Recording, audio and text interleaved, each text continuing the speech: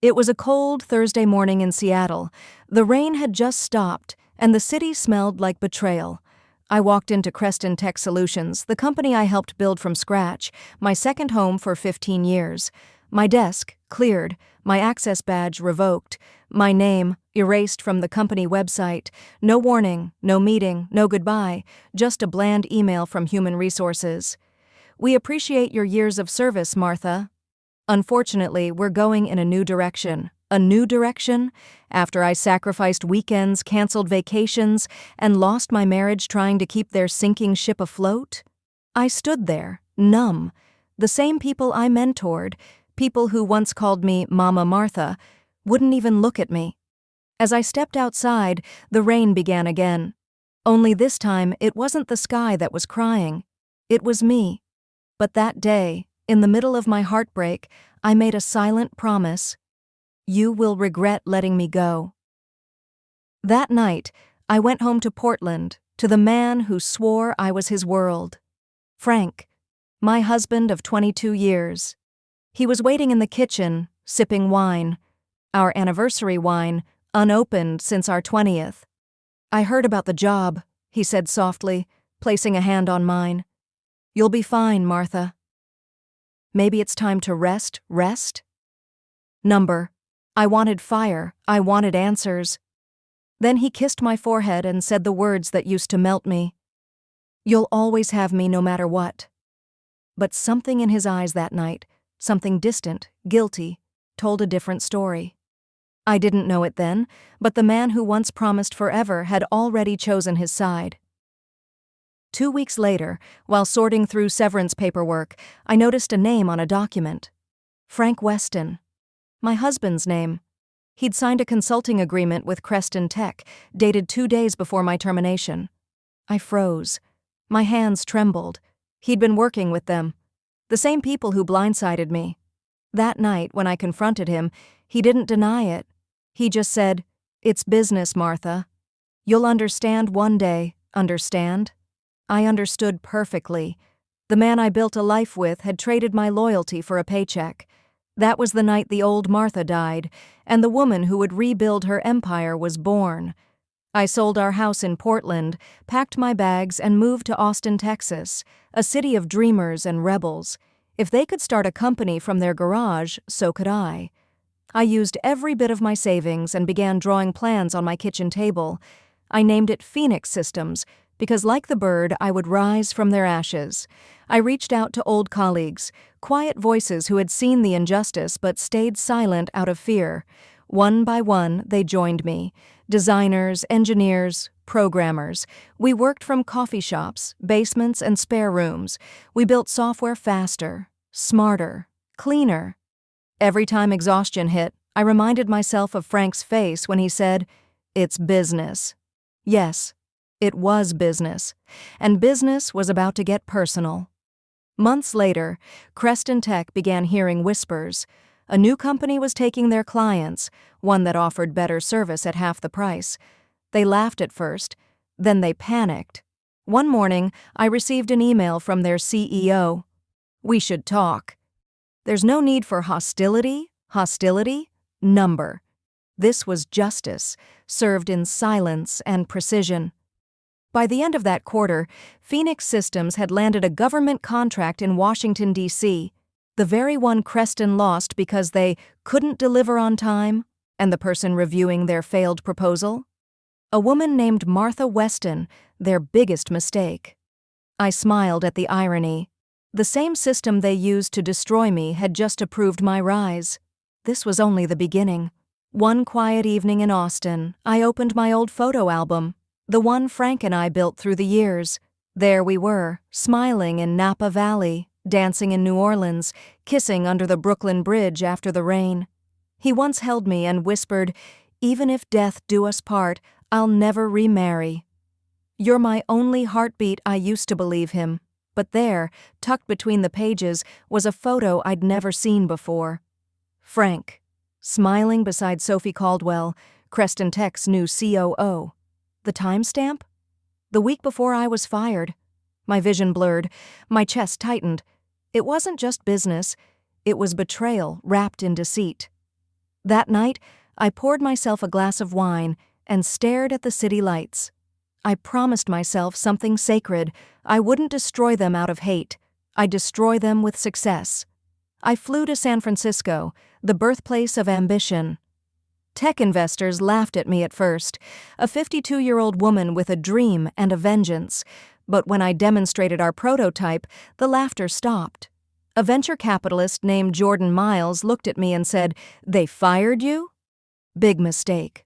Let's make sure they never recover." With his investment, Phoenix Systems moved from coffee shops to an office in Palo Alto. Our servers hummed, our logo gleamed, and my heartbeat synced with purpose. Frank called one evening. I let it ring. He left a voicemail. "You're overreacting, Martha." "Let's talk? Number." He had his chance. Now, the world would hear my side of the story. Not through words, but results. I still remember our wedding night in Charleston. The storm outside, the candlelight flickering on his face. He looked at me like I was the last woman on earth and whispered, "If I ever lose you, I'll lose myself." Years later, he did lose me, but not because of death, because of greed. Funny how vows fade when temptation knocks. I used to replay that memory to numb the pain.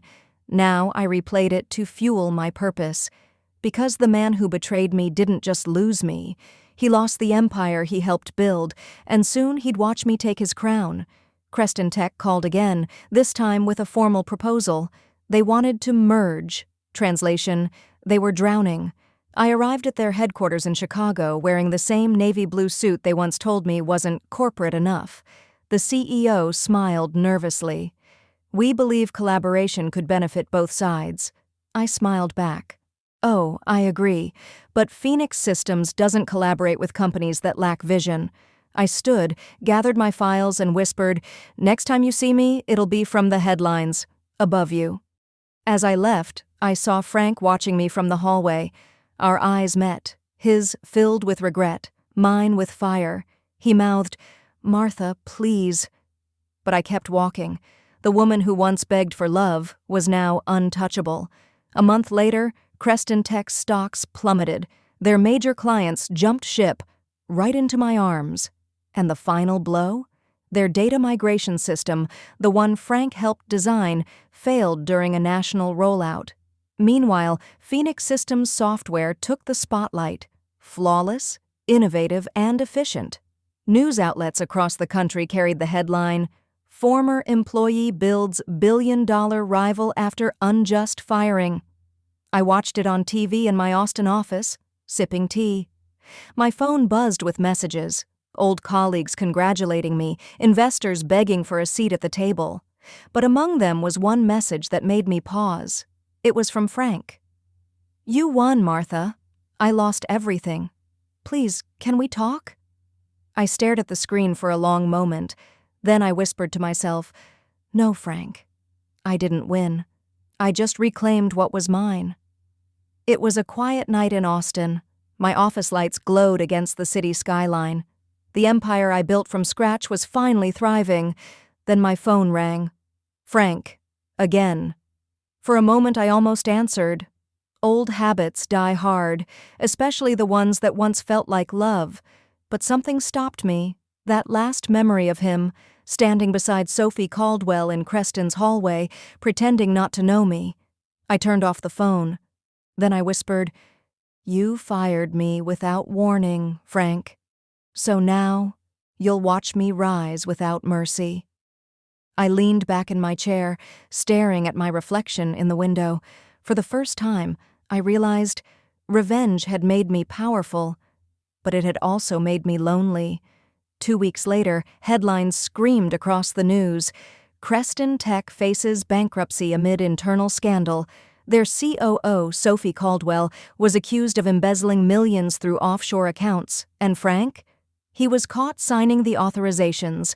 I watched the story unfold like a movie. The same boardroom that once dismissed me now turned on him.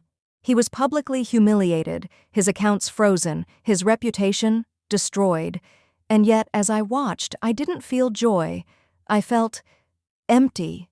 I whispered to myself, "This isn't what I wanted." I didn't want him ruined.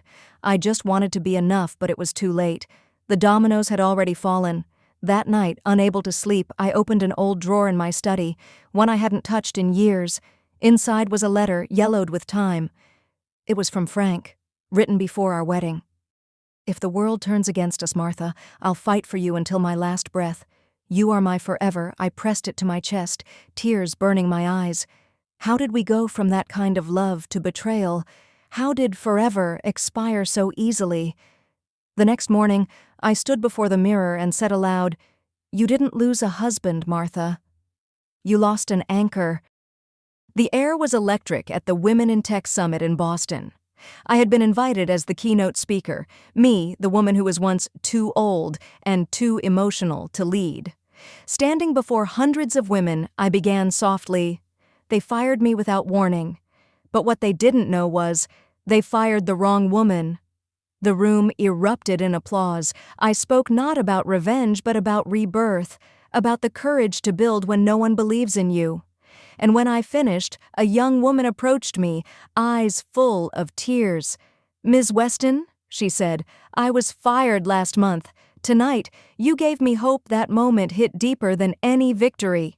It was then I realized this wasn't just my story anymore. It was our story. During a business trip to Denver, I met Ethan Clark, a widowed entrepreneur with kind eyes and a laugh that felt like sunlight. He'd read about my journey and invited me to lunch. Over coffee, he said, "You built something out of ashes, Martha." Most people never recover from betrayal. I smiled. I didn't recover. I reinvented. We talked for hours about love, loss, and the spaces between. When we parted, he said softly, "If you ever get tired of building empires, maybe you can build peace." For the first time in years, I felt my heart stir, not from ambition, but from warmth. Just when life felt stable again, an anonymous package arrived at my Austin office. Inside, a flash drive labeled Creston Confidential. Curiosity won. When I plugged it in, I found emails between Sophie Caldwell and a board member discussing how they'd framed me years ago. They'd forged reports to make it seem like I mishandled a project. That's why I was fired. I sat there trembling. They hadn't just betrayed me, they'd set me up. I closed my eyes and whispered, "After all these years, justice still has one more round." With my lawyer's help, I took the case to court in Washington, D.C. The trial was televised, the story of the fired woman who fought back. When Sophie Caldwell took the stand, her arrogance melted under the weight of the evidence. Emails, bank transfers, lies unraveling live before America's eyes. The judge's gavel fell. Creston Tech and its executives are found guilty of fraud and defamation. The damages awarded? $85 million. The courtroom gasped, but I didn't smile. I simply whispered, "Not revenge." Restoration. Because finally, the truth had spoken louder than betrayal. A year later, I sat on the balcony of my new home in Malibu, watching the Pacific waves kiss the shore. Phoenix Systems had gone global. Creston Tech had ceased to exist. Ethan sat beside me, our fingers interlocked. He turned and said, "You've conquered the world, Martha. What's next?" I smiled at the horizon. Now? I just want to live. As the sun sank into the water, I thought about all the versions of me, the broken woman, the fighter, the builder. They all led here, to peace, to freedom, to me. It had been 3 peaceful years in Malibu. My mornings started with ocean waves, not board meetings. Phoenix Systems ran smoothly under new leadership, women I had mentored. Then one afternoon, my assistant walked in with a message. "Someone's here to see you," she said quietly. When I looked up, I froze. Frank. He looked older, thinner, gray hair, weary eyes. He took off his hat, voice trembling. "I didn't come for forgiveness. I came to thank you." "For what?" I asked coldly. "For teaching me what loyalty really means." "I lost everything, Martha, and I deserved it." For a moment, silence filled the room. Then I said softly, "Sometimes losing everything is the only way to see what truly mattered." He nodded, tears glistening. And for the first time, I didn't feel anger. I felt closure. Months later, I stood at a ribbon-cutting ceremony in Atlanta. Behind me stood a gleaming new building, the Phoenix Foundation for Women in Business. It was my final act, using my wealth to help women who'd been unfairly dismissed, silenced, or betrayed in their workplaces. I gave my speech, voice steady but emotional. They fired me to silence me. Today, I use that pain to amplify others. The crowd erupted, cameras flashed, but my eyes wandered to the sky, whispering to myself, "Justice isn't revenge. Justice is restoration." That day I realized my story had become a movement. That night I dreamed of younger Martha and Frank again, in our tiny apartment in Seattle, dreaming about the future. We had nothing but love, laughter, and a cheap bottle of wine. He'd held my hands and said, "One day we'll build something that matters, Martha." In the dream, I smiled at that version of us, before the lies, before the ambition. Then I whispered to her, "You did build something that mattered. You just didn't know it yet." When I woke up, tears were on my cheeks, but they were warm. Months later, I received an invitation from Forbes magazine to their annual Women Who Changed America Gala in New York City. As I stood on that stage, dressed in silver, the host's words echoed through the hall. "Tonight, we honor Martha Weston, a woman who turned betrayal into brilliance and pain into purpose." As the crowd rose to their feet, I thought of every sleepless night, every tear shed, every no that became fuel for my yes. Then I said to the audience, "They tried to bury me, but they didn't know I was a seed," and the hall erupted in applause. That evening, I returned to Malibu. The sky was painted gold and purple, the same colors as the Phoenix logo. Ethan was waiting, holding 2 glasses of wine. "To new beginnings," he said. "To freedom," I replied. As the sun melted into the ocean, I reflected on the journey. From being fired without warning, to becoming their biggest competitor, to realizing that revenge wasn't the prize. Rebirth was. I closed my eyes and whispered one final line, the one that would end my story forever. They took my job, my marriage, my peace, but in doing so, they gave me my wings. And as the screen fades to black, the sound of waves carries one message to the audience: never underestimate the woman you tried to break. Thank you for watching today's episode. Please don't forget to like, subscribe, and share my videos.